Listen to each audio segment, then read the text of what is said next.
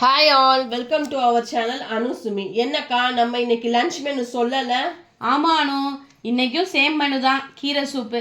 So நம்ம ஸ்டைலில் hit recipe veg மோர் குழம்பு வியூவர்ஸுக்கு சொல்லலான்னு. ரொம்ப ஈஸியாக அண்ட் சிம்பிளுங்க. சின்ன சின்ன டிப்ஸு ஃபாலோ பண்ணுங்கள், செம்மையாக இருக்கும். நீ ஸ்டார்ட் பண்ண அனு ரெசிபியை. ஓகேக்கா, ஃபஸ்ட்டு மிக்சிக்கு ரெடி பண்ணிக்கலாம்.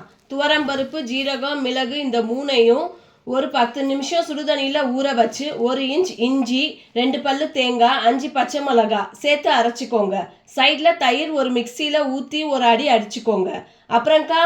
அப்புறம் ஒரு கடாயில் பெரிய வெங்காயம் 3 தக்காளி போட்டு வதக்கி மஞ்சத்தூள் அரைச்ச விழுது சேர்த்து எண்ணெய் மேலே வர வரைக்கும் வதக்கி ஆஃப் பண்ணிடுங்க.